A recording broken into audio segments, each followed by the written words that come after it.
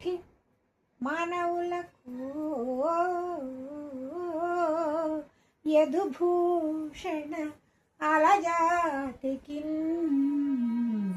తిన్నది పుష్టి నీ వరుగు దెంచి రథముననున్న జాలు నే సున్నము చేసదన్రిపుల సువరులద్భుతమంద సర్వలోకోన్నత నాకు పేరసగుమూరక చూచుచుండుము అచ్యుతా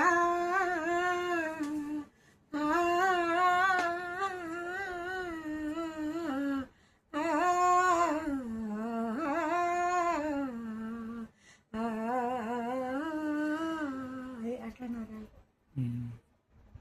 ఏం పాట అది? అదే ఆయన ఎవరు కృష్ణ పరమాత్మ అర్జునుడికి దుర్యోధనుడికి, అర్జునుడు అంటే పాండవులు పక్క కదా, ఆయన దుర్యోధనుడు వాడు కదా కోపష్టుడా, వాళ్ళిద్దరికి యుద్ధం జరుగుతూ ఉంటే అప్పుడు కృష్ణ పరమాత్మ భాగాలు పెట్టడానికి వస్తాడు జనాన్ని. కాదు, వాళ్ళు కోరికలు కోరుకునేందుకు వస్తారు మా యుద్ధానికి, మా సైన్యం కపట నిద్రలో ఉండి చూడ్డు ఫస్ట్ దుర్యోధనుడు వస్తాడు అన్నమాట. గొల్లడు కాళ్ళ కాడింది, మనం కూర్చుని తలకాడ కూర్చుని టీవీ కుర్చీలో. అప్పుడు అర్జునుడు వచ్చి పాదాల కాడ నమస్కరించి కూర్చుంటాడు. ఇప్పుడు అర్జునుడు ముందుగా చూస్తాడన్నమాట ఈ దొంగ.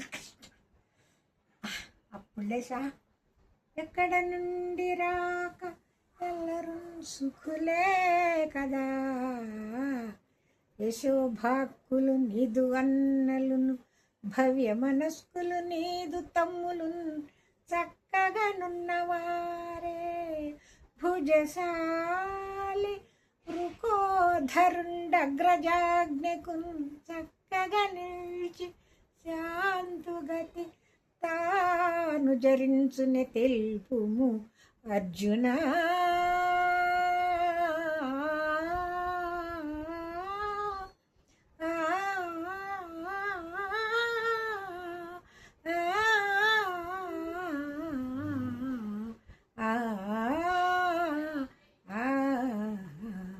కళ్యాణి రాగం.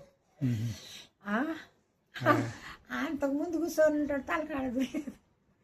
బావా బావా బావా ఎప్పుడు వచ్చి తీవు అంతకుముందే చూశాడు. సుఖులే బ్రాతల్ సుతుల్ చుట్టముల్, నీ వాలభ్యము పట్టు కర్ణుడును మల్లీలు సుఖో పేతులే,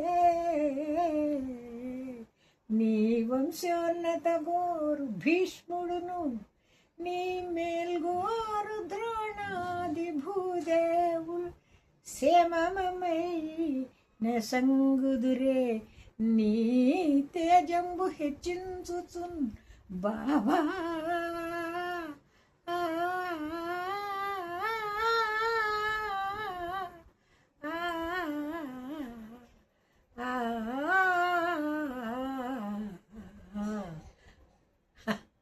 తర్వాత ఏమంటాడు దుర్యోధనుడు? ఆయన కానీ ఎవరు కోరుకొనవచ్చు కదూ అంటాడు. ఎవరు అర్జునుడు కోరుకొనవచ్చు అంటాడు. అప్పుడు ఏమంటే నందకుమారా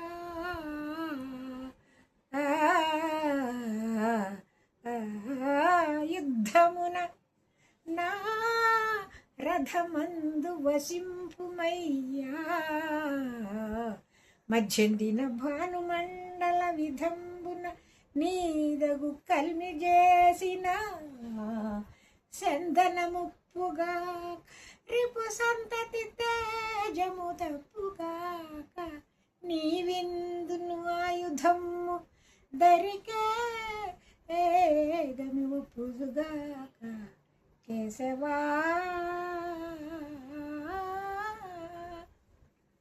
ఆయన కోరుకుంటాడు అర్జునుడు కృష్ణ పరమాత్మని. అది ఇంకొక పద్యం రా.